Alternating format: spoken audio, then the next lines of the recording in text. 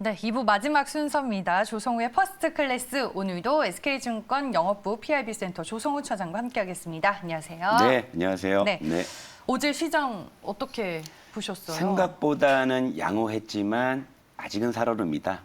이런 느낌이에요. 아직은 조금 불안감은 있고 긴장은 좀 해야 되는 시장 같습니다. 저는 이제 그냥 우스갯소리로 어제 이제 저희 방송을 시청해 주시는 시청자분들께 하락이 어느 정도 예고가 된 날이었잖아요. 이럴 때는 그냥 보지 마세요라고 얘기를 했는데 저는 어제 진짜 웬만해서는 장중에 안 보려고 했거든요. 그게 사실 좋은 거예요. 네. 저야 직업상 보는 거지만 저도 그렇잖아요. 우리 뭐 청년 아나운서님은 뭐 코너 방송 준비해야 끝나고 되니까. 방송 끝나고는 조금 뭐 쉬셔도 되지 않을까.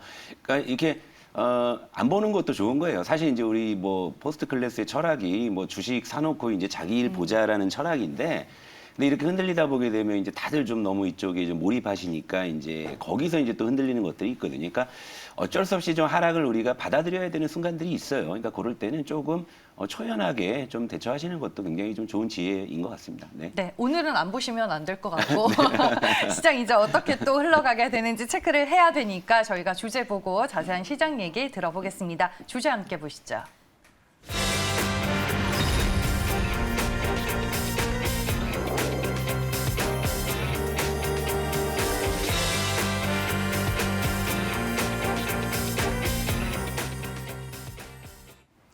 의미 있는 구간들을 지킬 것인가? 예.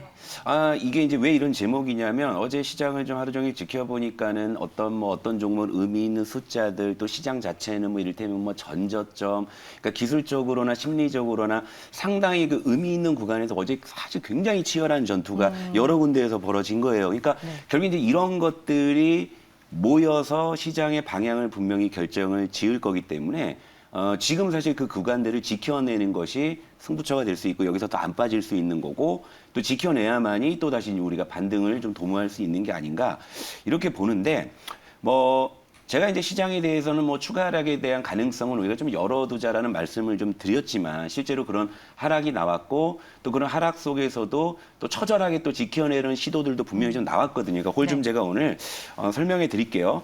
일단 코스피 차트, 뭐 시장 전체에도 의미 있는 구간을 지켜내기 위한 처절한 사투가 벌어졌었죠. 자, 코스피가 어제 이게 8월에 요게 잘 보이시죠? 요게 이제 우리가 반도체 패닉셀로 이제 맞았던 구간이잖아요. 근데 어제 장중에 그 8월 요 저점을 이탈을 했었어요. 이탈해가지고 이거 그림이 좀 안 좋은데 했는데 다행스럽게도 어제 윗꼬리를 달면서 일단은 8월 전 저점은 일단은 회복을 하고 마감을 했습니다. 여기서 이제 다시 버텨준다면 뭐 올라갈 수 있는 것이고 뭐 아니면 또 깨고 내려갈 수도 있는 것이고 근데 이제 이건 지수니까 그렇게 보시고 코스닥도 의미 있는 구간에서 처절한 사투가 벌어졌죠. 바로 1000포인트. 어제 코스닥 같은 경우에는 그 2차 전지 소재 시총 상위주들이 이제 출렁이면서 장중에 1000포인트를 또 내주기도 했습니다만 어쨌건 종가상으로는 1000포인트 위로 일단 회복을 해놓고 이제 끝났어요.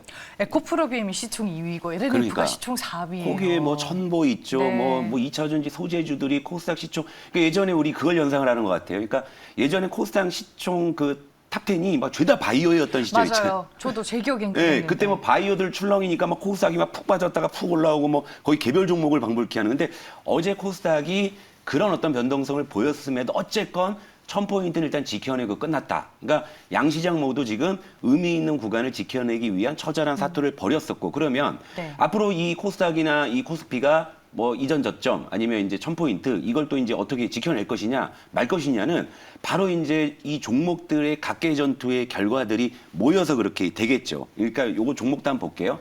어제 의미 있는 구간에서 처절한 전투가 벌어졌던 종목 한 3개 정도 한번 볼게요. 일단 SK 하이닉스.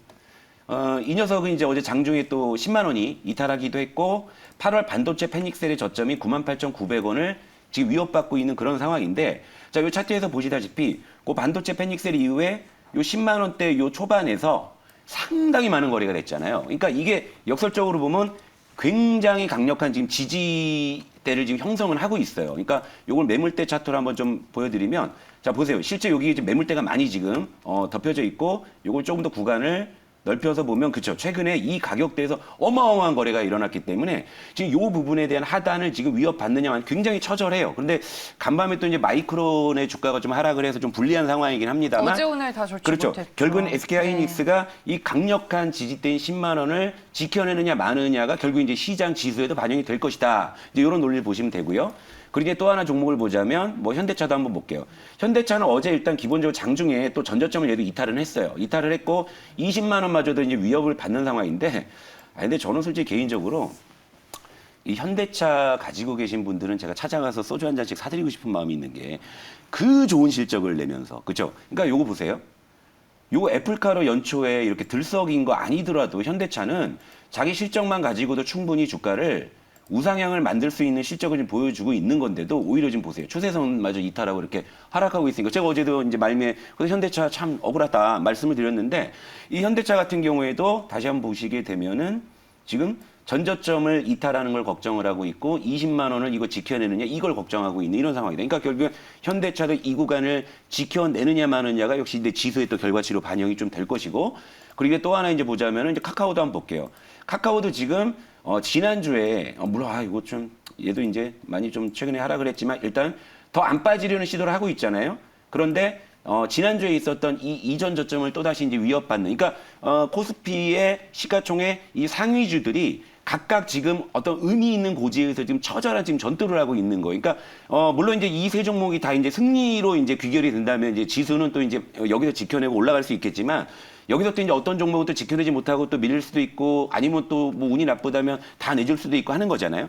결국에 그런 결과가 지수에 이제 반영이 되는 거기 때문에 지금은 사실 이제 지수도 지수지만 이런 어떤 곳곳에서 치열하게 지금 각계 전투를 벌이고 있는 이 종목들을 지금 응원해야 돼요. 네. 이 종목들이 정말 지켜내주고 여기서 멈춰주고 다시 반격을 시도해주는 그런 모습이 좀 나오기를 이제 기대를 한다. 이제 이 말씀 드리고. 찌릉님이 차장님 저 소주 사주세요라고 얘기하시네요. 언제든지 신청하시면 지금 제가 상황상 잠깐 상담 신청을 안 받고 있습니다. 이제 객장에서 저도 이제 할 일이 좀 많아가지고 네. 다시 재개할 때 꼭 문자 주세요. 제가 어떤 식으로든 뭐 소주 쿠폰이라도 보내드리는 걸로 하고요. 근데 오늘 이제 채팅방을 보니까 어제 이제 오후장 들어서 네. 그 낙폭을 많이 줄여나갔잖아요. 한 네. 12시 1시를 기점으로. 네. 왜 그렇게 좀 의미 있는 낙폭 줄이기가 나왔는지도 궁금해하시는 분들도 많은 것 그러니까 같아요. 그거는 네. 이제 사실 뭐 어제 외국인의 어떤 선물 매매 동향하고 사실 장중 흐름이 거의 일치했었기 때문에 네. 그러니까 이제 오후장 들어서 외국인이 좀 선물 좀 그러니까 매도폭을 좀 축소하는 작용으로 좀 일단 판단이 되고. 그 지수나 뭐 시장 전체적인 분위기는 지금 외국인의 수급 방향성에 그렇죠. 따라 예, 특히나 이제 이렇게 좀 뭔가 시장에 돌발 이슈가 있을 때는 외국인들이 이제 선물 시장의 포지션을 좀 확대하는 측면들이 있어요. 그래서 이제 그런 어떤 변동성 사이에서 어제 그래도 이제 막판에 외국인들이 장중에는 상당히 선물 매도 규모를 확대했는데 장 막판에 그걸 좀 줄여내면 그러니까 도로 되산다는 이야기잖아요. 그러니까 선물을 되사면서 이제 낙폭을 좀 줄였다고 볼 수가 있고 그리고 이제 또 하나를 본다면 이미 그저께 좀 선반영된 측면들이 좀 없지 않아 있었거든요. 그러니까 이 부분에다가 어제 그래도 장중에는 미국 선물 지수가 뭐 나스닥 같은 경우에는 뭐 거의 한 0.8% 정도까지 그런 상승했던 효과들이 일단 반영이 됐다 이렇게 좀 보시면 뭐 될 것 같고요. 네. 그리고 여기서 이제 제가 이런 이제 종목들의 각계 전투를 좀 말씀을 드렸는데 여기서 이제 또 하나 중요한 게 있는 게 아무래도 제가 이제 객장에 있다 보니까 객장에서 예를 들면 이제 시장이 뭐 급락했을 때 예를 들면 이제 담보 부족이나 뭐 이런 것들을 제가 좀 이제 체크할 수 있지 않습니까? 근데 요 표 하나 좀 보여주시겠어요? 그러니까 지금 신용잔고 추이가 지금 예사롭지 않아요. 지금 25조대로 지금 사상 최대치를 지금 기록을 하고 있는데 이런 상황에서 지금 이제 이게 9월 13일 현재거든요. 아마 모르긴 몰라도 이제 현재 시점에서 조금 더 늘긴 했을 거예요. 근데 25조 원대 수준이라고 봤을 때 지금 이 시장이 자꾸 하방 압력을 받는다고 하면 그럼 분명히 이제 뭐 담보 비율 부족이라든지 이런 좀 수급적인 이런 이슈들이 분명히 있을 수 있습니다. 특히 중소형주 쪽에서는 뭐 여기서 이제 한두 번 정도 급락이 나온다면 아마 이제 담보 부족에 따른 좀 반대 매매에 대한 가능성이 좀 있어 보여요. 그러니까 지금은 스스로가 시청자 여러분들도 레버리지를 좀 과하게 쓰시는 분들은 좀 선제적으로 조금 줄이실 필요가 있지 않느냐. 이런 생각이 들고요. 그 중에서도 이제 좀 중소형 개별주 중에 신용 비율 높은 종목을 갖고 계신 분들은 오히려 지금은 좀 선제적으로 좀 위험을 좀 통제하실 필요가 있다. 좀 요 말씀 드리고 싶고 오히려 이게 더 걱정일 수 있습니다. 여기서 만약에 네. 시장이 다시 한번 의미 있는 구간들을 잃어버려서 깨진다면 아마 조금 더 이제 하락폭이 크게 나올 수 있거든요. 그러니까 이 부분을 여러분들께서 조금 주의하셔야 될 것 같습니다. 네. 투매가 나올 수 있는 구간이기도 하기 네, 때문에 맞아요. 조금 네, 네. 조심은 하자라고 얘기를 해주셨고 전체적인 시황을 봤습니다. 우리 퍼스트 클래스의 네. 포트 종목을 예, 또 반성의 시간을 한번 제가 네, 하시는 준비했죠. 분들이 많아서 교촌 네. 얘기를 제일 많이 해주셨는데 네. 좀 하나하나씩 저희가 일단 리뷰를 할 버텨는 타이밍이 볼게요. 왔어요. 예, 일단 네. 뭐 꾸역꾸역 버텨 주었고 했는데 이제 매는 장사 없다 뭐 요런 이제 속담이 좀 생각납니다. 일단 지금 현재 현황 그대로 지금 다 보여드리는 거예요. 일단 좀 좋지 않은 흐름이죠. 그렇지만 뭐 이 피할 생각 없고 모든 부분들을 다 있는 그대로 보여드리고 또 AS 다 해드릴 거고요. 일단 트레이딩 종목 중에 이제 제넥신이 어제 종가 기준으로 손절가 7만 1,000원 이탈했습니다. 그래서 이제 저 종목은 일단 편출하는 걸로 하고요.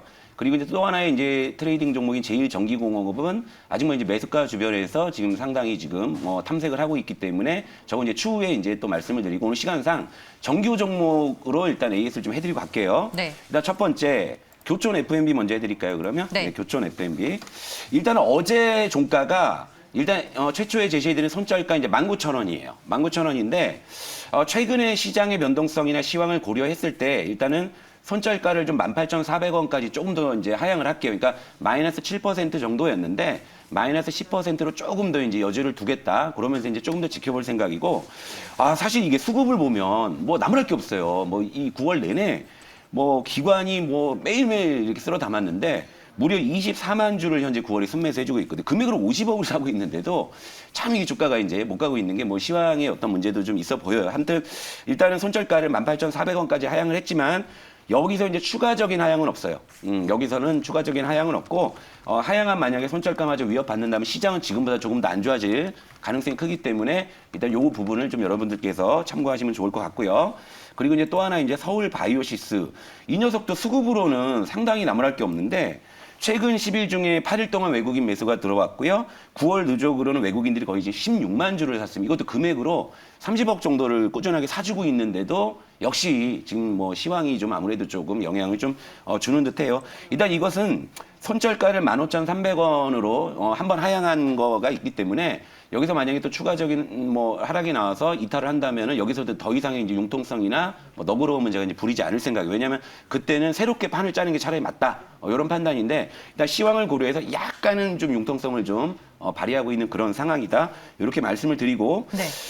그리고 이제 마지막 종목이 이제 최근에 편입한 용평 리조트죠. 오늘 새벽에 또 속보가 있었어요. 네. 10월 초부터 남북 통신 연락선 복원할 의사가 있다라고 좀뭐 북한 우리도 좀 측에서 먹고 얘기가 살아야죠. 나왔는데. 우리도 좀 뭐 좀 돼야지. 그러니까 네. 사실 이제 이 종목을 편입한 게 제가 이제 하이브리드 성격이었잖아요. 이를테면 그러니까 어제 시장도 많이 흔들렸지만 예를 들면 5개 중에 하나 정도 오르는 시장이었거든요. 근데 그 오르는 종목들 보게 되면 물론 이제 뭐 그 화학주 일부 뭐 아니면 뭐 요즘 에너지 가격 폭등 때문에 이제 뭐 그쪽 OCI, 롯데정밀화학. 뭐 그죠. 네. 그거를 제외한다면은 대체로 위드 코로나 뭐 여행주들 아니면 소도차 일부 이런 식의 시그널이었단 말이에요. 그러니까 결국엔 그 위드 코로나 플러스 경협이라는 이 하이브리드 모멘텀으로 제시를 해드렸고 뭐 이틀 정도 시장 대비해서 잘 버텨준 건 있는데 뭐 다행스럽게 오늘 아침에 북한의 이제 김정은 위원장이 10월 초에 남북 통신선을 이제 복원하겠다. 이제 그러니까 단기적으로 지금 기대해볼 만한 종목이긴 해요. 오늘 그러니까, 아무래도 움직이겠죠. 예, 그리고 3일 네. 연속으로 기관 외국인 동반 매수도 유입이 되고 있다라는 점. 그래서